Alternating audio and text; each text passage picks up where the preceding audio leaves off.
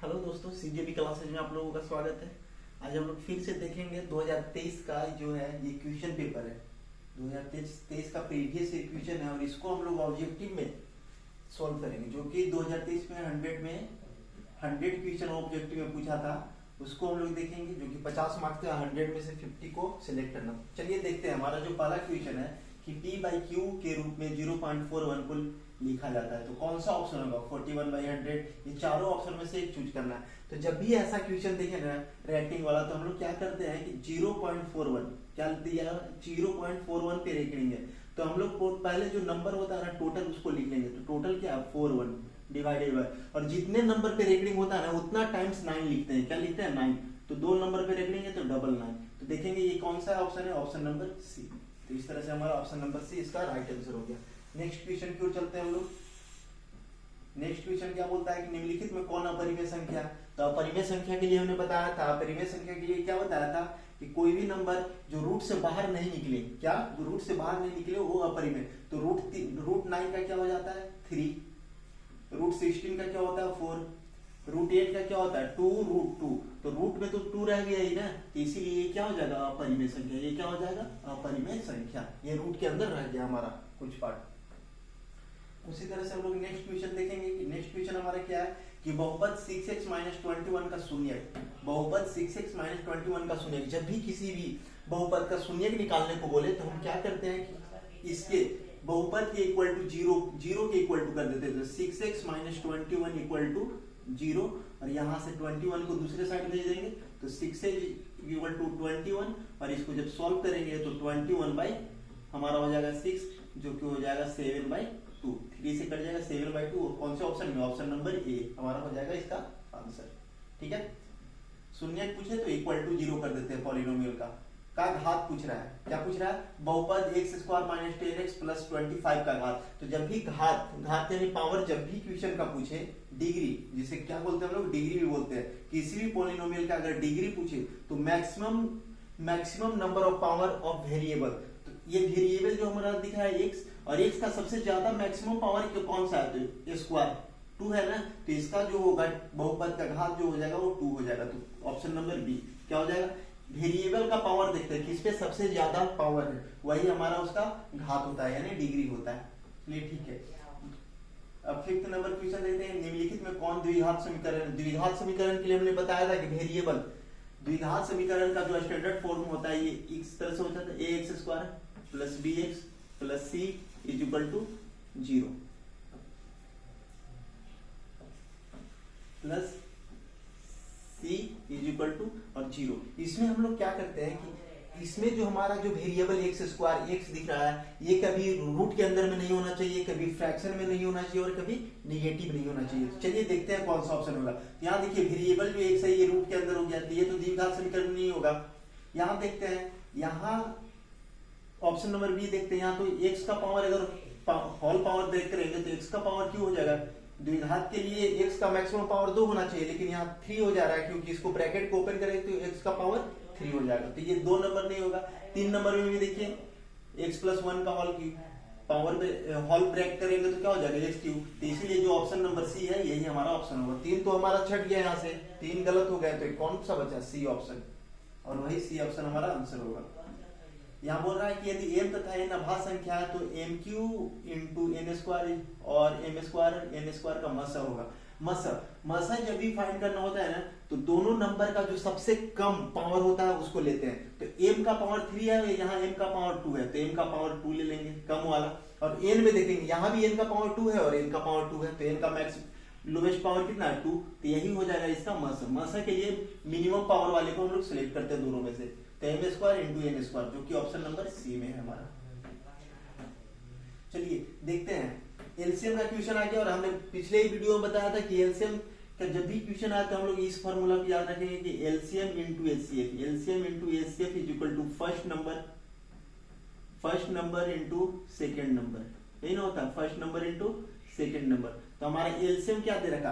a और 18, जो दो संख्या फर्स्ट नंबर और सेकंड नंबर है वो क्या है? a और 18, और a और 18 का लसा कितना दे दिया? 36। तो यहाँ 36 × और उसी दोनों का मसा कितना दे दिया? 2। तो यहाँ 2। फर्स्ट नंबर हमारा a है और सेकंड नंबर क्या है? 18। और 18 से ये कितने बार में चला जाएगा, 2 टाइम्स में, 2 और 2 में मल्टीप्लाई हुआ तो 4, तो ए का मान कितना आ जाएगा 4, ऑप्शन नंबर बी।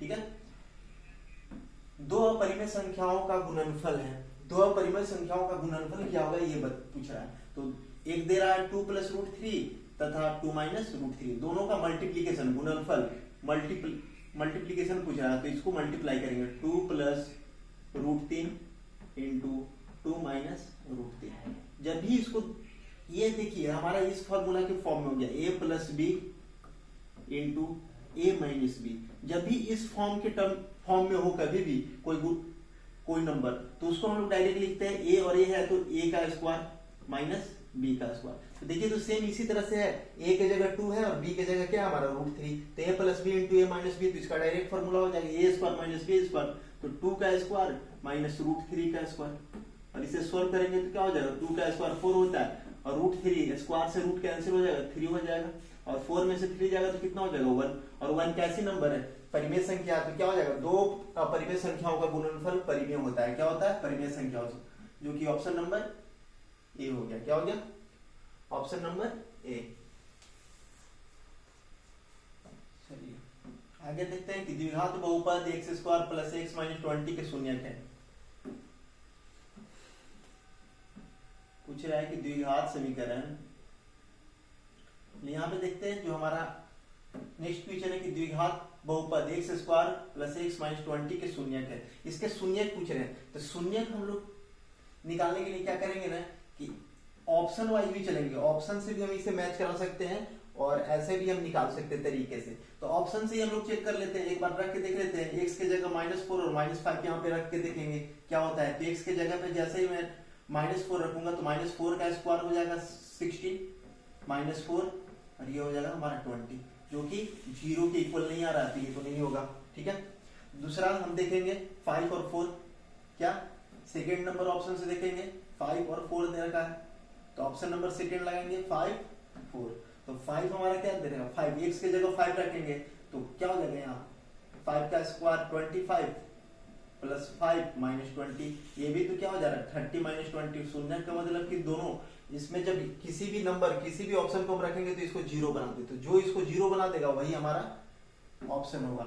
ये ऑप्शन नंबर बी भी हमारा चला गया, ये भी नहीं हो सकता है और ये भी नहीं हो सकता है। अब बच गया मेरे पास -5, तो -5 और 4 को -5 को रख कर देखते तो -5 यहाँ रखेंगे तो 25 हो जाएगा। क्या हो जाएगा x की जगह -5 -20, तो देखेंगे 25 में से 5 गया तो कितना हो गया 20, और 20 में से 20 जाएगा तो क्या होगा 0।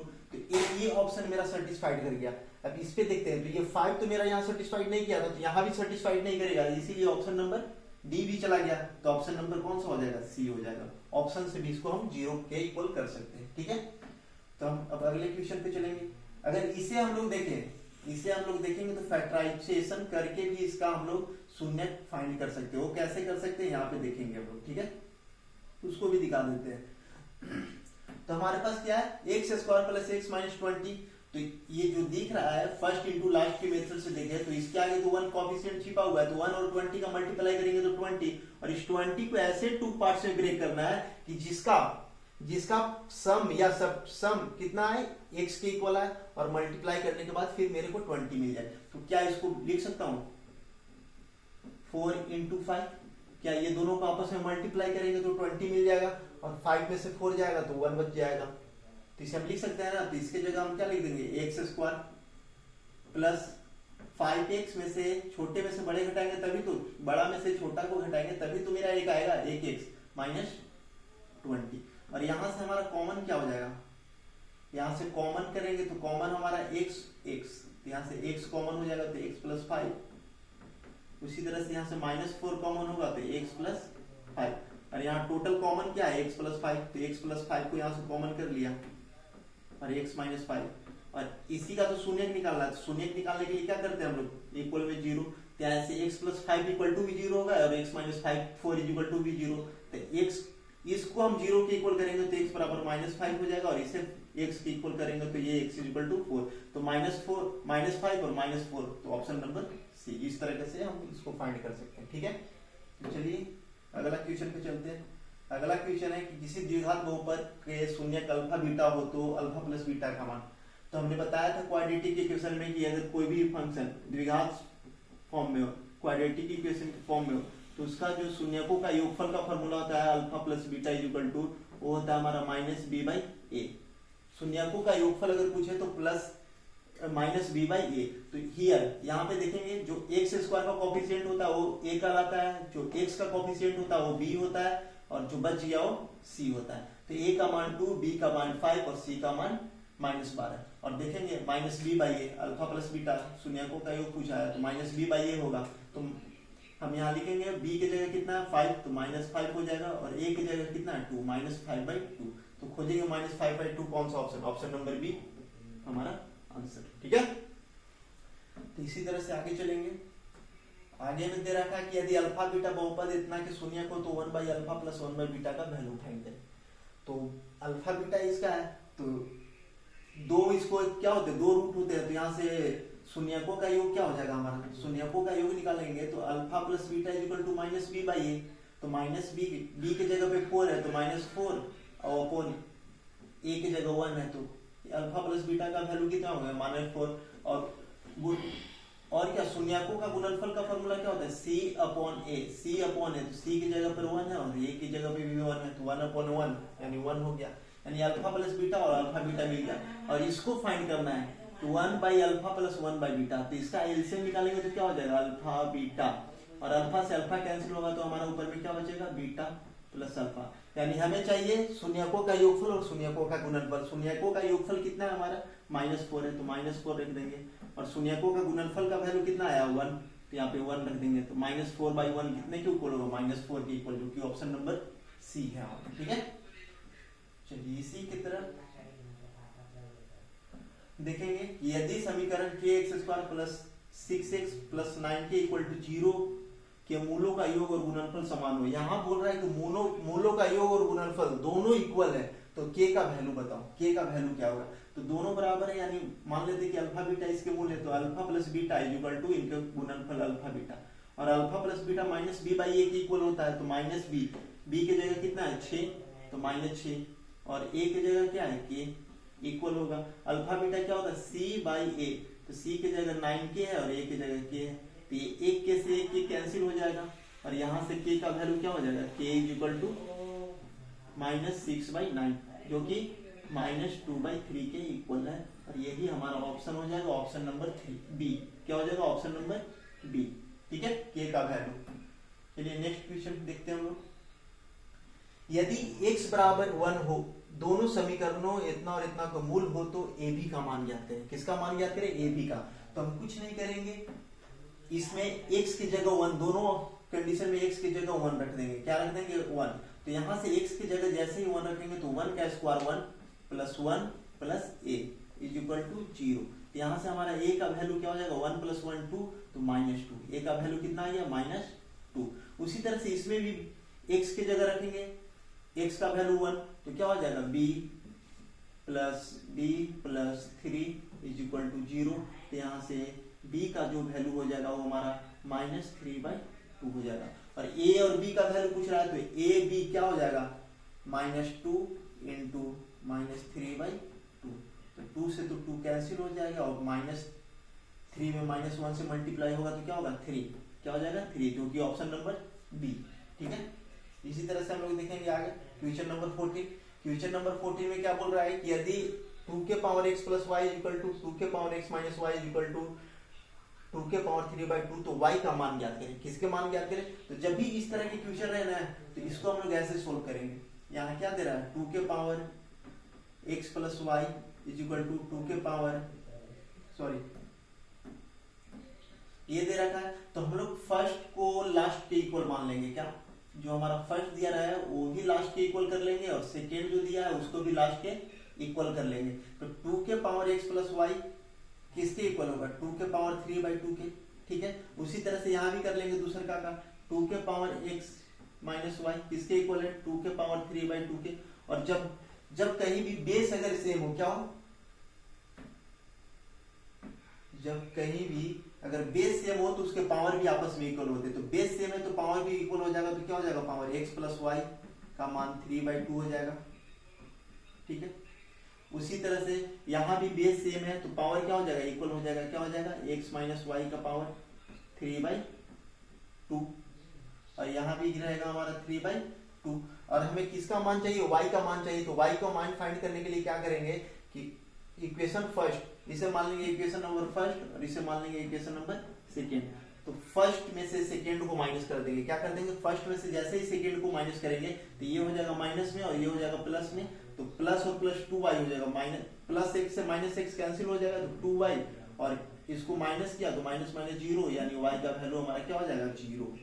y का वैल्यू क्या हो जाएगा, जीरो, क्योंकि ऑप्शन नंबर सी में दे रखा है। ठीक है, तो इस तरह से करते हैं, जब भी बेस इक्वल होता है तो उसका पावर भी इक्वल होगा। ठीक है, चलिए यहाँ 15 नंबर क्वेश्चन को देखते हैं। जो हमारा 15 नंबर क्वेश्चन है cos थीटा इंटू है cosec थीटा के, cos थीटा इंटू है cosec थीटा के।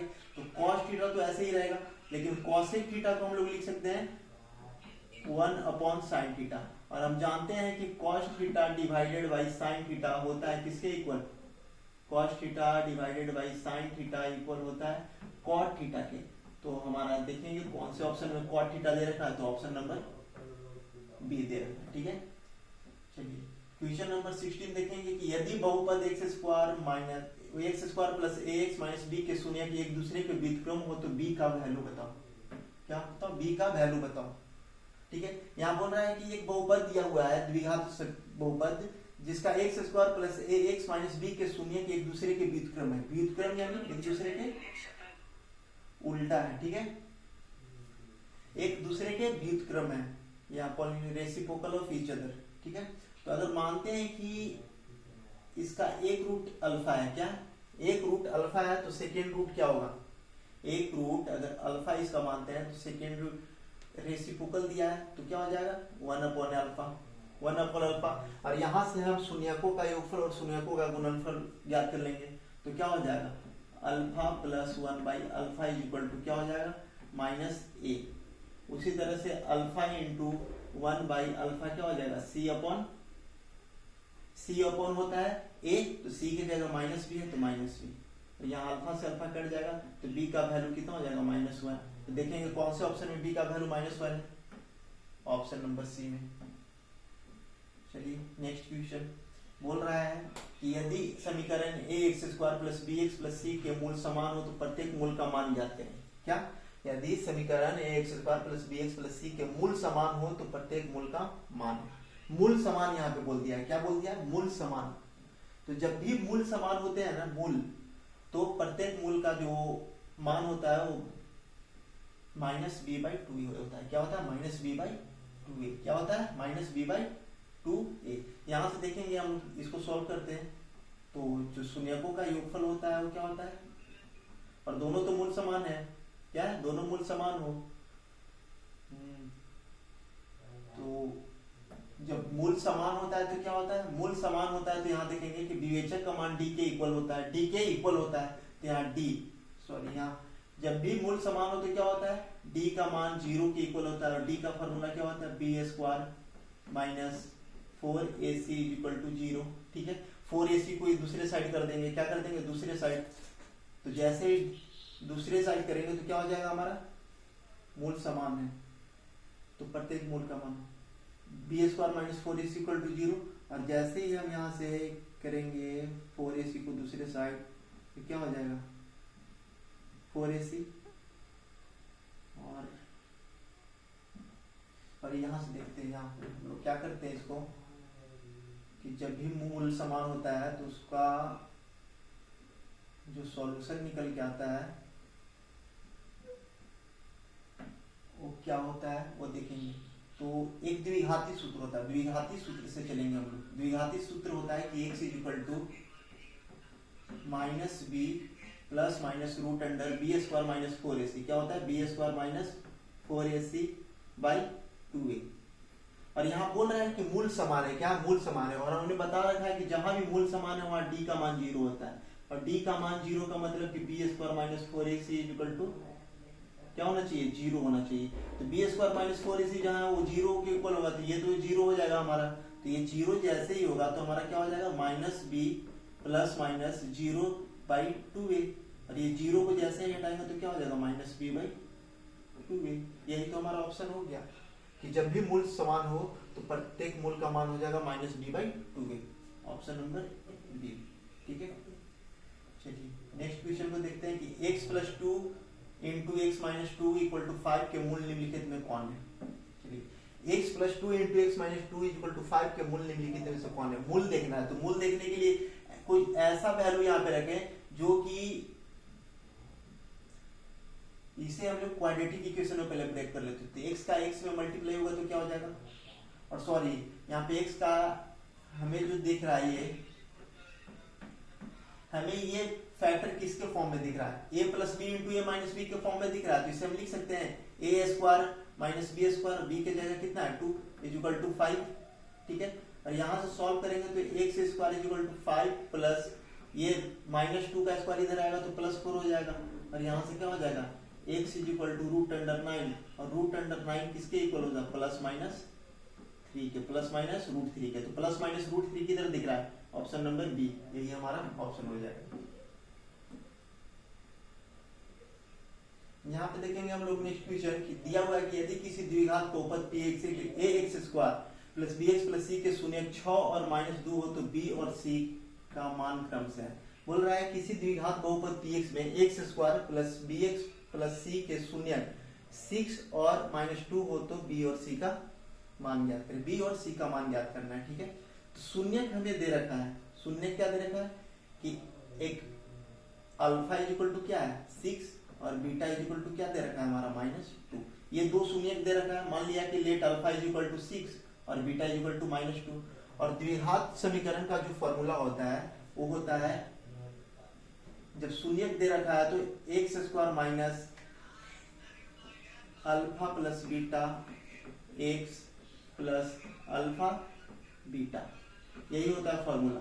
तो यहां से हम कंपेयर करेंगे इसको इससे, तो x² की जगह x² और b के जगह क्या है -अल्फा + बीटा, b के जगह क्या है माइनस, तो यहाँ पे b के जगह b बराबर क्या लिख देंगे अल्फा + बीटा, और c के जगह क्या है alpha beta, c = alpha beta, c = alpha beta. तो यहाँ तो ये हमारा कंडीशन निकल के आ गया, और इस कंडीशन को यहाँ पे अप्लाई करेंगे तो b = अल्फा + बीटा, तो b = अल्फा + बीटा। अल्फा का मान तो 6 दे रखा है, बीटा का 2 दे रखा है, -2 दे रखा है, तो 6 में 2 ऐड करेंगे तो क्या हो जाएगा +4। इसी तरह c अल्फा बीटा, अल्फा का मान 6, बीटा का मान -2, कितना हो जाएगा -12। तो b और c का मान कितना हो गया 4 और -12। तो देखेंगे 4 और -12 कौन से ऑप्शन में, option number c, option number c. तो इस तरह से हम लोग ऐसे क्वेश्चन को कर सकते हैं। ठीक है, नेक्स्ट क्वेश्चन की ओर चलेंगे।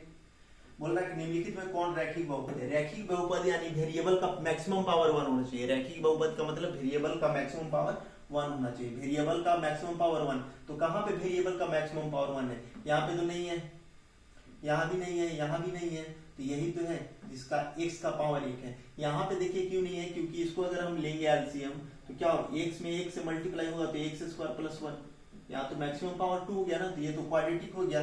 ठीक है, उसी तरह से यहाँ देखेंगे x का मैक्सिमम पावर 1 है, क्या है कुछ नहीं है तो 1 है, तो इस तरह से हम ऑप्शन नंबर ए को कर देंगे। रैखिक मतलब मैक्सिमम पावर 1 x का। एक त्रिघात बहुपद के शून्यकों की अधिकतम संख्या। त्रिघात द्विघात का 2 होता है, रैखिक का 1 होता है, तो त्रिघात का 3 होना चाहिए। अधिकतम शून्यकों की संख्या कितनी होनी चाहिए 3, तो त्रिघात बहुपदों की अधिकतम शून्यकों की संख्या 3। बहुपद m³ - 3m² - m+3 के शून्यकों का योग। शून्यकों का योग जो पूछे तो शून्यकों का योग, ये त्रिघात बहुपद है, तो त्रिघात बहुपद में 3 शून्यक होते हैं, तो एक मान लेंगे अल्फा, दूसरा मान लेंगे बीटा और तीसरा मान लेंगे गामा, और तीनों का योग का फॉर्मूला होता है -b/a। हियर a = 1, इसके आगे 1 है, b = -2, c = -1 और d = 3 हो जाएगा। जो वेरिएबल x³ का जो वैल्यू होगा ना, उसके आगे जो होगा वो a का वैल्यू होगा, m² के आगे जो नंबर होगा वो b का वैल्यू होगा, जो x के आगे नंबर होगा वो c का होगा, और जो बच गया वो d का होगा। किसके इक्वल होगा, d के। और यहाँ से अल्फा + बीटा + गामा = -b/a होता है, तो b का वैल्यू -2 है, तो माइनस और माइनस क्या हो जाएंगे +2, और a की जगह 1 है, तो +2/1 कितने हो जाएगा 2। तो हमारा ऑप्शन नंबर बी, ऑप्शन क्या हो जाएगा, ऑप्शन नंबर बी। चलिए आगे देखते हैं, समीकरण B X square plus B X plus C का विवेचक क्या होगा। विवेचक, विवेचक यानी डी, डी यानी डिस्क्रिमिनेंट का वैल्यू क्या होता है, बी स्क्वायर माइनस 4ac। ये कब होता है, जब हमारा समीकरण इस फॉर्म में हो, A X square plus B X plus C is equal to 0। तो यहाँ तो हमारा समीकरण एक्स स्क्वायर के कोफिशिएंट के आगे बी दे रखा है, क्या दे रखा है, बी। तो ए की जगह हम बी रखेंगे, ए की जगह बी, और बी की जगह क्या रखेंगे, ए की जगह बी, बी की जगह। तो हियर हम मान लेते हैं कि जो हमारा कोफिशिएंट ये इस तरह से A X square plus B X plus C, capital में सब मान लिया। तो ए की जगह क्या है, ए इज इक्वल टू हमारा क्या दे रखा है, B, B is equal to क्या दे रखा है, B, and capital C is equal to C. और विवेचक का इसका फॉर्मूला क्या हो जाएगा, तो विवेचक का फॉर्मूला हो जाएगा हमारा बी स्क्वायर माइनस 4ac। तो b का वैल्यू कितना दे रखा है, b, तो b का स्क्वायर करेंगे तो b स्क्वायर 4, a की जगह क्या दे रखा है, b, 4b, और c की जगह स्मॉल c। तो क्या हो जाएगा, b square minus 4bc, b square minus 4bc का कौन सा ऑप्शन है, option number A, option number A. ठीक है, चलिए देखते हैं नेक्स्ट क्वेश्चन कि यदि x minus y equal to 2 और x plus y equal to 10 हो तो x और y का वैल्यू फाइंड करना है। क्या करना है, x और y का वैल्यू फाइंड करना है। तो हमें x और वैल्यू के इक्वेशन को फाइंड करने के लिए हम क्या करेंगे, यहाँ y माइनस में और यहाँ प्लस में, तो दोनों इक्वेशन को ऐड कर देंगे। तो y से y कैंसिल हो जाएगा और x ऐड होगा तो कितना हो जाएगा, 2x। क्या हो जाएगा, 2x। 2 में 10 ऐड होगा तो 12।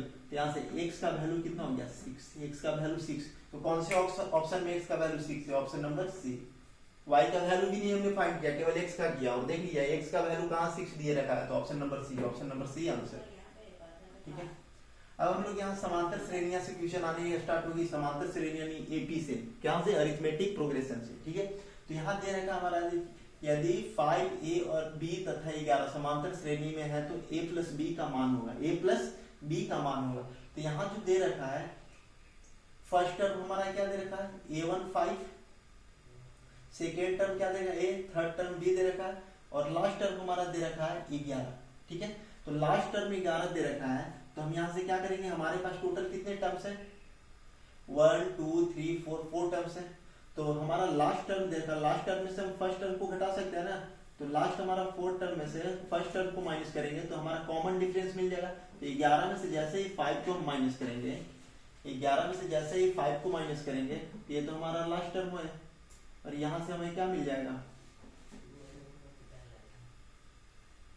सॉरी ऐसे नहीं होगा, ये तो हमारा, सॉरी यहाँ से ऐसे नहीं करेंगे हम, यहाँ से दूसरे तरीका से क्वेश्चन को हम सॉल्व करते हैं। चलिए देखिए यहाँ पे क्या करेंगे कि हमारा फर्स्ट टर्म इतना दे रखा है, सेकेंड टर्म इतना, थर्ड टर्म इतना, और फोर्थ टर्म 11 दिया रखा है। यानी ए जो हमारा फोर्थ टर्म दे रखा है t4, वो कितना दे रखा है, 11। और t4 का फॉर्मूला क्या होता है, a plus 3d, a plus 3d equal to 11। और फर्स्ट टर्म हमारा कितना दे रखा है, फर्स्ट टर्म 5 है। क्या है, फर्स्ट टर्म 5 है। तो फर्स्ट a की जगह पे हम 5 रख सकते हैं। तो a की जगह पर जैसे ही हम 5 रखेंगे तो देखिए यहाँ से क्या हो जाएगा, 5 प्लस 3d इक्वल टू 11। और जैसे ही 5 इधर जाएगा तो कितना हो जाएगा, 6। तो यहाँ से 3d इक्वल टू क्या हो जाएगा, 6, और 3 से 1 कट जाएगा 2 टाइम से, तो d का मान क्या हो गया, 2। d का वैल्यू कितना आ गया हमारा, 2। और यहाँ पे d के जगह रख देंगे तो a का वैल्यू मिल जाएगा, सॉरी d का वैल्यू 2 दे ही दिया, और a का वैल्यू हमें क्वेश्चन से पता है कि 5 है। तो 2 और 5 को ऐड करेंगे तो कितना हो जाएगा, 7। ऑप्शन नंबर क्या हो जाएगा, a, ऑप्शन नंबर a। ठीक है, चलिए आगे देखते हैं। अगला क्वेश्चन जो हमारा है वो बोल रहा है कि समांतर श्रेणी 1/p 1 minus p divided by p 1 minus 2p divided by p का सार्वंतर क्या होगा। तो सार्वंतर निकालने के लिए हम लोग क्या कर देंगे, दूसरे टर्म में से पहले टर्म को माइनस करेंगे तो सार्वंतर। तो ये हमारा t1 है और ये हमारा t2 है। तो t2 में से t1 को माइनस करेंगे तो ये किसके इक्वल होगा, d के इक्वल होगा। तो 1 माइनस 1/p को फर्स्ट टर्म से माइनस करेंगे, क्या करेंगे, माइनस करेंगे। तो एलसीएम तो यहाँ p हो जाएगा, तो यहाँ 1 माइनस p माइनस 1, तो ये -1 से -1 कैंसिल हो गया तो -1 आ गया। क्या आ गया, -1। तो इसका जो सार्वंतर होगा माइनस 1, ऑप्शन नंबर सी। तीसवा पद बोल रहा है एपी 10 7 4 का तीसरा पद फाइंड करिए। 30 तीसरा पद जो फर्स्ट टर्म पहला पद होता है उसे ए बोलते हैं हम लोग। क्या बोलते हैं? पहला पद को ए, फर्स्ट टर्म को ए से डिनोट करते हैं। ये दोनों के बीच में कितने का गैप है? तो -3 का गैप है।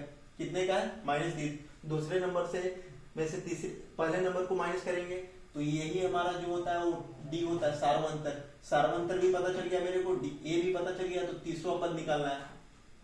तो जितना पद निकालना होता है ना सब में फिक्स है कि प्रथम पद तो रहेगा, फर्स्ट टर्म तो रहेगा। तो फर्स्ट टर्म हो गया कितना? तीसरा पद निकालना है ना, तो 30 में से 1 माइनस करके डी से मल्टीप्लाई करेंगे। तो 30 में से 1 माइनस करेंगे तो 29 और डी से मल्टीप्लाई कर देंगे। तो ए का मान मेरा है 10 प्लस 29 और डी का जो मान हो गया हमारा -3। और इसे मल्टीप्लाई जैसे ही करेंगे तो हमारा कितना हो जाएगा? 7 2 3 जा 6 में 2 ऐड होगा तो कितना हो जाएगा? 8 और 10 में से 87 माइनस होगा तो -77। तो जो हमारा तीसरा जो वाला पद हो जाएगा वो -37 हो जाएगा। ठीक है, चलिए समांतर श्रेणी 5 8 11 में कौन सा पद 383 है? कौन सा पद 383 है? यानी नंबर ऑफ टर्म्स बताना है कि 383 केवां नंबर पे आएगा। ठीक है, 383 केवां नंबर पे आएगा। तो हम यहाँ पे क्या करेंगे, जो हमारा tn है इसका फॉर्मूला क्या होता है? a plus n-1 into d is equal to 383 और a का मान कितना है हमारा? 5। यहाँ से दूसरे में से पहले को फाइंड करेंगे, a is equal to 5, d is equal to कितना? 8 में से 5 जाएगा तो 3। a और d पता चल गया तो n यहाँ से हम लोग फाइंड कर लेंगे। तो n कैसे निकाल सकते हैं? तो a के जगह पे 5 रख देंगे n-1 और d के जगह पे क्या रख देंगे? 3। यहाँ हमारा हो जाएगा 383। 5 उधर जाके माइनस हो जाएगा तो हमारा क्या बचेगा? n-1 इंटू 3 और जैसे ही 5 माइनस होगा तो कितना बचेगा हमारे पास?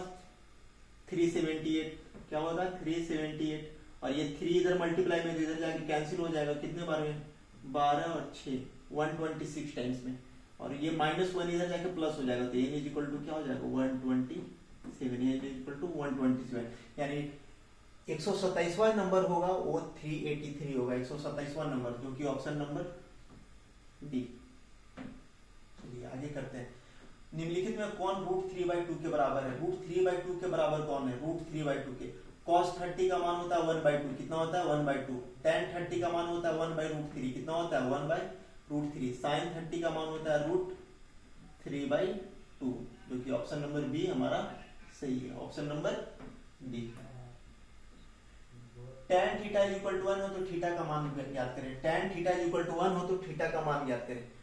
तो यहाँ पे हम ऐसे लिख सकते हैं tan theta is equal to क्या? 1। तो 1 किसके वैल्यू होता है? 45 डिग्री का। यहाँ से tan से tan खत्म तो थीटा इज इक्वल टू क्या हो जाएगा? 45। थीटा का मान कितना हो जाएगा? 45। चलिए आगे चलते हैं। sec square 44 minus cot square 46 का मान होगा। चलिए यहाँ पे देखते हैं simple. sec square 44 degree minus cot square 46 degree का मान होगा। तो यहाँ जब भी cot का जो हमारा आंसर होगा वो cosec के टर्म में होगा। किसके टर्म में होगा? cosec के टर्म में। और दोनों का सम कितना हो रहा है? दोनों का सम 90 डिग्री हो रहा है ना। तो जब भी दोनों का सम 90 डिग्री हो और क्वेश्चन माइनस में दे रखा हो तो उसका आंसर क्या होता है? 0 के इक्वल होता है। क्या होता है? 0 के इक्वल होता है। ये हमें हमेशा याद रखेंगे कि दो फंक्शन दिया हो और दोनों का एंगल का सम 90 डिग्री हो और माइनस में क्वेश्चन हो तो उसका 0 होगा। चलिए इसको देखते हैं कैसे होता है। तो ये sec स्क्वायर 44 है तो sec स्क्वायर 44 को ऐसे ही रहने देंगे हम sec स्क्वायर 44 डिग्री में। और cot को हम लोग tan में कन्वर्ट करने की कोशिश करेंगे। सॉरी, इसका जो आंसर होगा ना हमारा 0 नहीं होगा। क्या? 0 नहीं होगा। इसको हम लोग देखेंगे थोड़ा सा डिटेल में। ये sec स्क्वायर 44 है ना तो इसको हम लोग ऐसे ही रहने देंगे sec square 44 degree minus cot square 46। cot का फॉर्मूला होता है tan के टर्म में। क्या? तो cot थीटा। तो यहां से हम लोग देखेंगे कि cot 90 माइनस थीटा। क्या? cot 90 degree minus theta equal होता है tan थीटा के इक्वल। किसके इक्वल? tan थीटा के equal cot 90 degree minus theta tan theta equal होता है। तो कॉट थीटा 46 की जगह लिख सकते हैं टेन थीटा। तो 46 के हम 90 में कन्वर्ट करेंगे तो 10 में कन्वर्ट करेंगे तो क्या हो जाएगा tan 44 डिग्री, क्योंकि 90 में से 46 को माइनस करेंगे तो 44 हो जाएगा। और sec square theta minus tan square theta किसके इक्वल होता है 1 के इक्वल होता है। तो ये हो जाएगा हमारा ऑप्शन नंबर बी। ठीक है, चलिए दूसरा नंबर देखते हैं क्वेश्चन। दूसरा नंबर में भी क्या दे रखा है, दोनों का सम दे रखा है, तो इसमें 2 कॉमन कर लेंगे, ये हो जाएगा सेक स्क्वायर 50 डिग्री माइनस, और इसको कॉट को tan में कन्वर्ट करेंगे तो क्या हो जाएगा tan स्क्वायर 53 डिग्री, और ये क्या हो जाएगा sec square minus tan square 1 के इक्वल होता है। तो 2 इंटू 1 कितना हो जाएगा 2, क्या हो जाएगा 2। ठीक है, नेक्स्ट क्वेश्चन हमारा cosec square 35 minus tan square 55। तो उसी तरह से हम इसको भी tan को कॉट में कन्वर्ट करेंगे, क्या होता है tan थीटा इक्वल टू हो जाता है कॉट 90 डिग्री माइनस थीटा। तो जैसे ही इसको, ये तो हमारा कॉसेक में ही रहेगा, cosec square theta tan square 55 को जैसे ही कॉट में बदलेंगे तो कॉट 90 में से 55 माइनस होगा तो कितना होगा कॉट 35 हो जाएगा। तो कॉट स्क्वायर 35 डिग्री, यहाँ भी 35 है, और जहां दोनों एंगल इक्वल होता है और कॉसेक स्क्वायर और कॉट स्क्वायर होता है तो उसका वैल्यू कितने के बराबर होता है 1 के। Option number b. चलिए क्वेश्चन नंबर 34 देखते हैं हम लोग। 34 में क्या देगा, साइन थीटा बराबर होता है कॉस थीटा के कितने नंबर कितने एंगल पे होता है, तो 45 डिग्री पे होता है। कितने एंगल पे होता है 45 डिग्री पे। साइन और कॉस आपस में क्या होते हैं इक्वल होते हैं, क्या होते हैं इक्वल होते हैं। यहाँ देखते हैं हम लोग, यहाँ tan theta into cosec theta into sec theta ये दे रखा है। तो tan थीटा को हम लोग क्या लिखेंगे,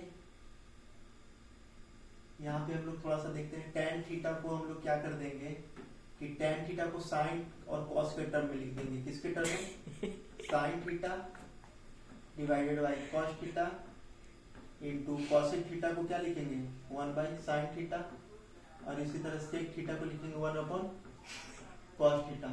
साइन थीटा से साइन थीटा कैंसिल हो जाएगा, कॉस थीटा में कॉस थीटा से मल्टीप्लाई हो जाएगा, तो cos square theta 1 upon cos square theta, और 1 अपॉन कॉस स्क्वायर थीटा किसके इक्वल हो जाता है सेक स्क्वायर थीटा के। किसके इक्वल हो जाता है सेक स्क्वायर थीटा के, जो कि ऑप्शन नंबर सी है हमारा। ठीक है, इसी तरह से नेक्स्ट वीडियो को देखेंगे। नेक्स्ट क्वेश्चन की ओर चलते हैं। तो हमारा नेक्स्ट क्वेश्चन जो है वो क्या 4 tan थीटा, क्या 4 tan थीटा इक्वल टू 3, तो cos square theta minus sine square theta का वैल्यू बताइए। 4 tan थीटा इक्वल टू 3 हो तो cos square theta minus sine square theta का मान ज्ञात कीजिए। तो यहाँ से हम 4 tan थीटा को ऐसे लिख सकते हैं tan थीटा इक्वल टू 3/4, क्या लिख सकते हैं 3/4, और tan का वैल्यू क्या होता है p अपॉन b। यहाँ से h का वैल्यू कितना हो जाएगा 3 4 p दिया हो तो h का वैल्यू कितना हो जाएगा 5 हो जाएगा, 3 4 5 जो कि ट्रिपलेट है।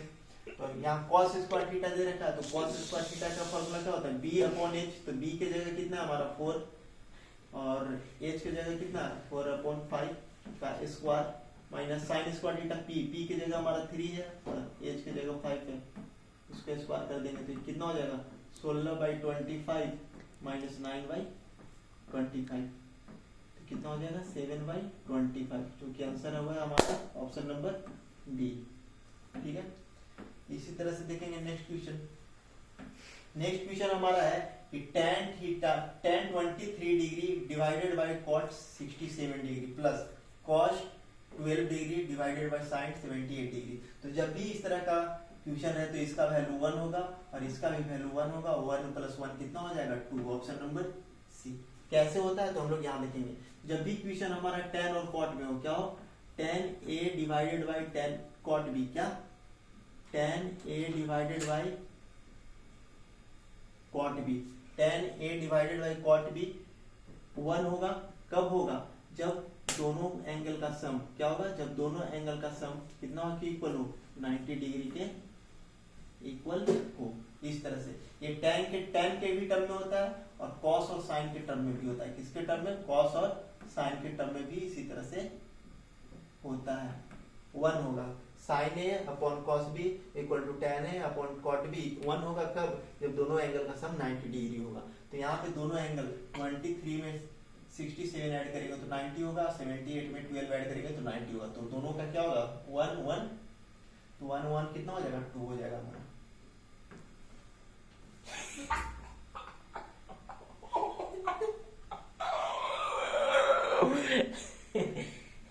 घंटा के वीडियो बनाइए।